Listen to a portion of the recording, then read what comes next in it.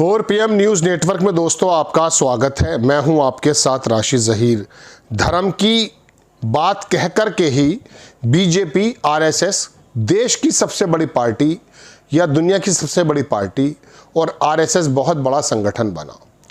आज वही धर्म शायद उसको निगलने को तैयार है। आपको मैं कई बार एक मिसाल सुनाता हूं भस्मासुर की।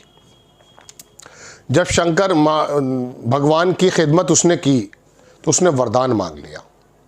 लंबी बात ना करके छोटी बात बताता हूं कि उसने अपने हाथ को ही सर पे रख लिया था, इसलिए उसको भस्मासुर कहा जाता। चूंकि शंकर भगवान ने उसको ये वरदान दे दिया था कि जिसके सर पे भी हाथ रख देगा वो भस्म हो जाएगा।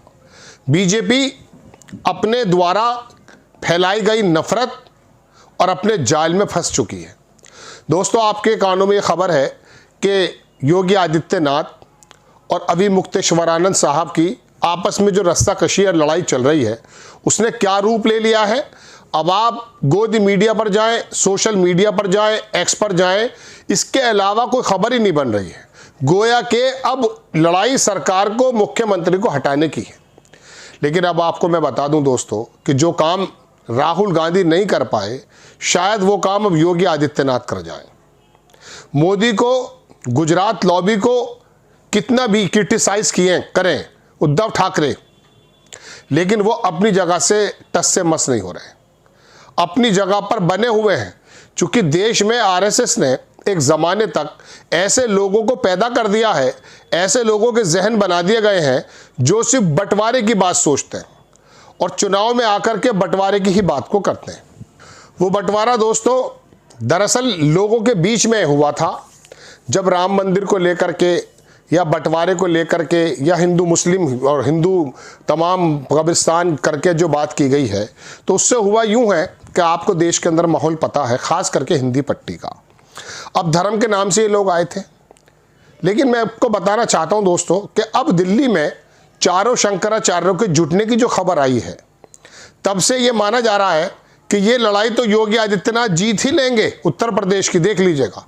चूंकि यहाँ वो बहुत मजबूत स्थिति में है, उनको हटाना वो भी मोदी जी के लिए दिक्कत में है, उनको रखे रहना वो भी मोदी जी के लिए दिक्कत में है।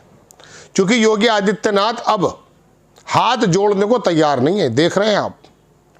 अब ऐसे में चारों शंकराचार्य जो जुटे हैं या जुटने की बात कही गई है, ये देखेंगे आप।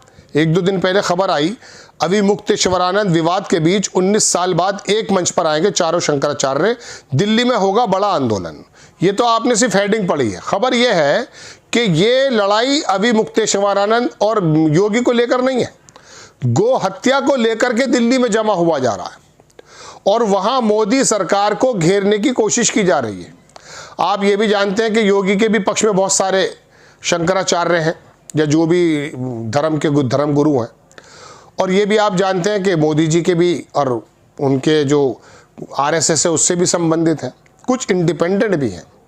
ऐसे में दोस्तों मैं आपको बताना ये चाहता हूं कि अगर दिल्ली में उनका जुटान हो गया, इस बात को लेकर के गो हत्या को आप क्यों नहीं रोक पा रहे, आपके यहाँ से मीट इतना एक्सपोर्ट क्यों हो रहा है, आप उन लोगों को बढ़ावा क्यों दे रहे हैं जो कि गो हत्या के काम में लगे हुए हैं। इनके विधायक तक के कागज निकल गए उत्तर प्रदेश में तो, और कौन कौन लोग शामिल हैं ये भी आपको मालूम है। खैर, तो ऐसे में दोस्तों ये मान लीजिए कि योगी आदित्यनाथ ने कोई दांव तो नहीं चल दिया है। जो काम राहुल गांधी नहीं कर पा रहे हैं क्या योगी आदित्यनाथ कर देंगे।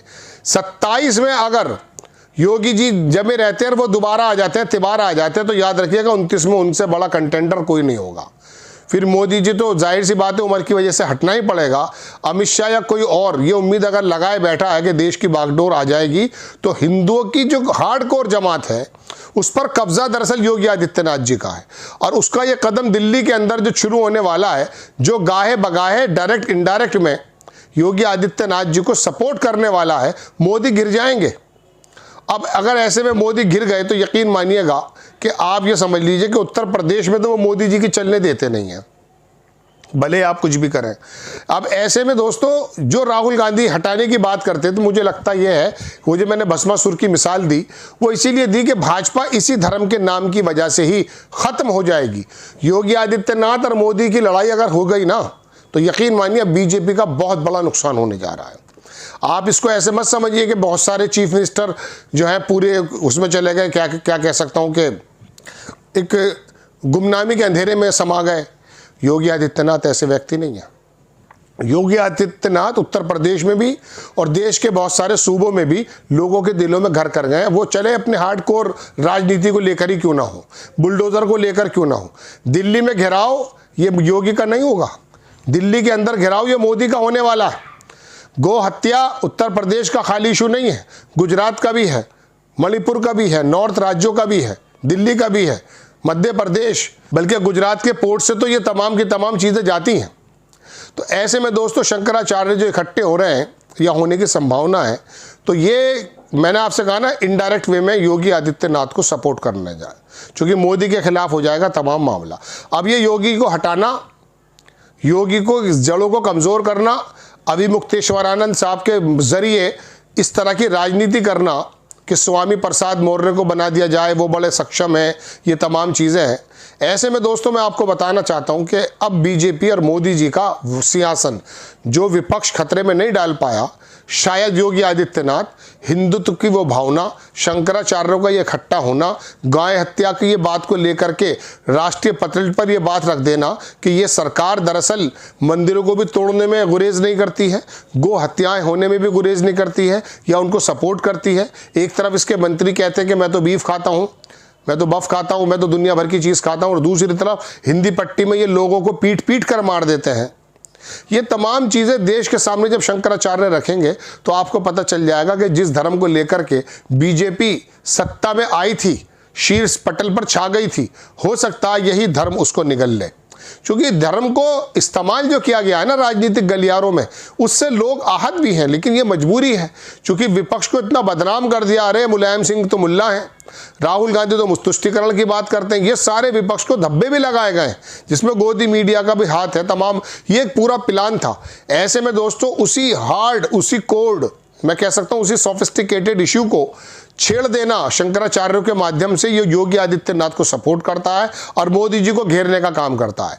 दिल्ली के अंदर योगी के इशारे पर या योगी के पक्ष में या योगी की जाने अनजाने में मदद करने के लिए अगर शंकराचार्य इकट्ठे हो गए, और दिल्ली में चूंकि योगी आदित्यनाथ तो घिरे हुए हैं अभिमुक्तेश्वरानंद साहब से, वो तो इससे निमट लेंगे। हो रहा है वहां पर भी दो फाड़, उनको हटाने की कोशिश की तो जा रही है, इसमें कोई दो राय नहीं है। लेकिन मैं आपको बता दूं दोस्तों, दिल्ली में ये मोदी पर भारी पड़ने वाला है। और मैं आपको बता दूं ये काम विपक्ष का था, लेकिन विपक्ष इसलिए नहीं कर पाया जो मैंने आपको बताया कि उनको बदनाम इतना कर दिया गया। अब योगी आदित्यनाथ या शंकराचार्य या हिंदुत्व की ये भावना ही उन लोगों को ख़त्म कर देगी जो मंदिर के जरिए राजनीति करना चाहते थे। आपको खबर कैसी लगी अपनी राय कमेंट्स बॉक्स में ज़रूर दीजिएगा। चैनल को सब्सक्राइब कीजिएगा, शेयर कीजिएगा। नेक्स्ट टाइम मैं किसी खबर के साथ हाजिर होता हूँ। जय हिंद।